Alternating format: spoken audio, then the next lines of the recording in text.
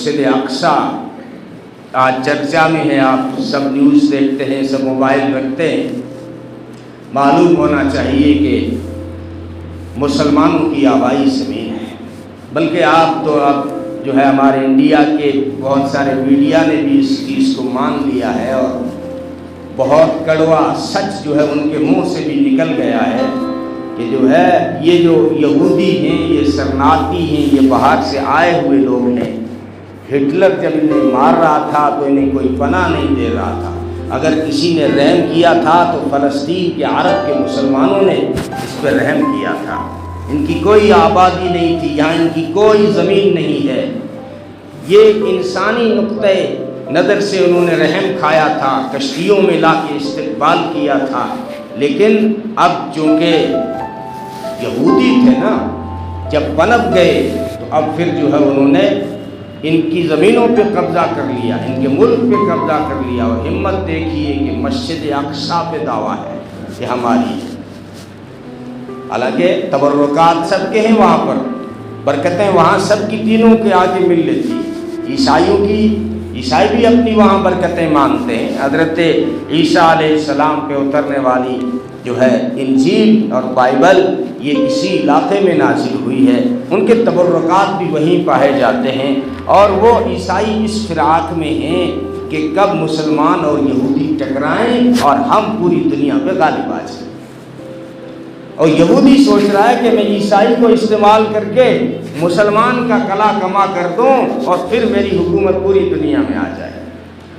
کیونکہ ان کے عقیدے کے مطابق جھگڑا پوری دنیا کو اپنے کنٹرول میں کرنے کا ہے۔ تو نے اور میں نے یہ سمجھ لیا کہ موبائل کی ایڈورٹائز ہے، کر لو دنیا مٹھی میں، موبائل کی نہیں ہے، یہ ان کا منصوبہ ہے کہ دنیا کو پوری کو اپنی مٹھی میں کر لو۔ وہ کر رکھی ہے انہوں نے ایک حد تک، تو وہ اگر کل کہہ دے نا کہ جو ہے راجستھان میں اور بھارت میں فلانے دیش میں اس میں کرونا آ گیا ہے، کوئی گھر سے باہر مت نکلنا، یہ سب نہیں نکلیں گے۔ مٹھی میں تو کر لیا ہے، وہ چاہتے ہیں کہ ساری دنیا کو اپنا غلام بنا دو۔ اب ان کا یہ عقیدہ ہے کہ وہاں پر ہیکل سلیمانی کہتے ہیں وہ مسجد اقصیٰ کو، وہاں پہ وہ سکینہ تابوت کے تبرکات مانتے ہیں۔ ایک تابوت تھا جس میں بہت سارے پیغمبروں کی یادیں تھی، ہم نے بھی روایتوں میں پڑھا، موسیٰ علیہ السلام کی یادیں، یوسف علیہ السلام کی، یعقوب علیہ السلام کی، تو وہ اس کو بڑی برکت کی چیز مانتے ہیں، اور ان کا عقیدہ ہے کہ وہ مسجد اقصیٰ کے دائیں بائیں کہیں دفن ہے، ہیکل سلیمانی کے اندر، کیونکہ جو ہے حضرت سلیمان علیہ السلام نے اس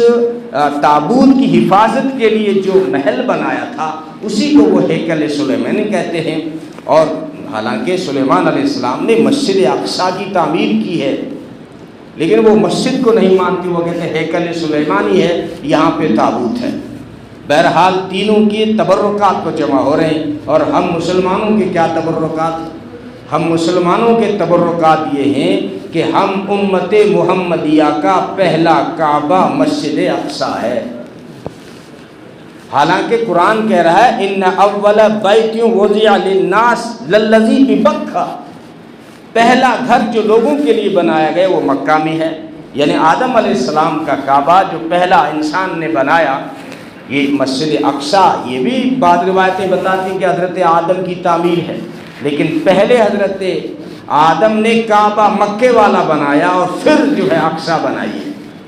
لیکن ہماری امت کی ترتیب یہ رہی کہ جب آپ صلی اللہ علیہ وسلم کو نبوت سے نوازا گیا